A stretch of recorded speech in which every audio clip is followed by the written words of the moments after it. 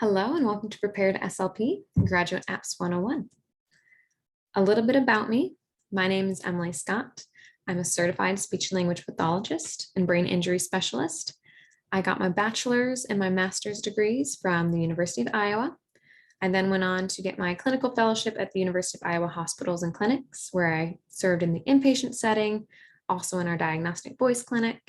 I've since moved to Fayetteville, Arkansas, and have worked at the University of Arkansas for Medical Science Outpatient Clinic, where we serve the adult neurogenic population, so patients with Parkinson's, ALS, post-stroke, you name it.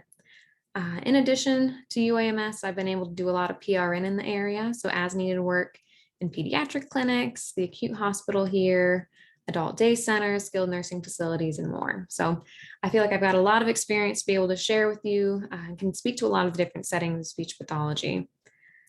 My overall mission is to aid future SLPs, including yourself, in identifying and achieving their goals. So that starts with this graduate course. It will hopefully move on into your clinical fellowship and then beyond when you get your C's in your first job. But my goal is to help you along your journey of becoming and beginning your SLP. The course format, there are 5 major lessons. So these are broken into sub-lessons ranging from about 5 to 15 minutes in length. I really wanted to keep it short just because I know that you are busy with your senior year, whether that be wrapping up the thesis or completing the applications themselves, going through those different tasks that you have on your checklist. So I'm really going to try to keep it short for you and to the point. Each of your lessons will have weekly carryover tasks. So different things that you can do throughout each week to really make sure that you're staying on track. I've also created an abundance of downloadable materials. So from your resume templates to email templates to send to letter writers to tracking charts for your graduate course applications, I've got it all made for you. So I really want to optimize your time, kind of take that burden off of you. The breakdown of the course, Unit 1 will begin with what is speech-language pathology or what is a speech-language pathologist. Honestly, until I got into the working field, I didn't really know what we as SLPs could do. There's so many different settings you can work in, a lot of variation in terms of what you can expect in terms of pay. So really breaking that down for you, going deep to see what setting do I maybe want to work in or what do I want to look for as an SLP. Unit 2 will be picking the right program.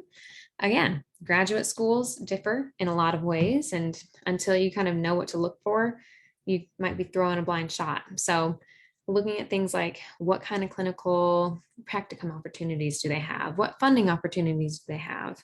Is this somewhere that I want to live long-term? We'll kind of dig deep into that. Once we get into Unit 3, we really get into the bulk of our information for your application. So here we'll cover things like the SIDCAS portal, how to build a strong resume, writing excellent essays, getting good letters of recommendation, lots of information in that Unit 3. Unit 4 will be acing the interview. So hopefully after you've submitted your applications, you'll be hearing back from schools about the interview process. And I really want to make sure that we can build your confidence in those interviews so you can set kind of a good tone for that admissions committee, make sure that they know you as an individual and that you interview well.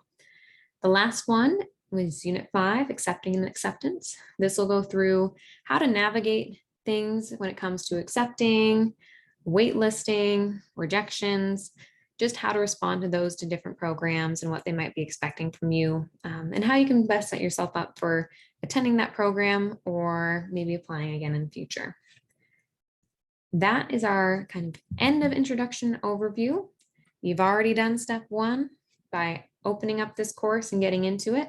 I hope that as you go through the course, you find that it really does give you a good guide on how to stay on track and really makes things a little less stressful for you as you're going through this process. Thanks so much, and I look forward to seeing you in lesson 1.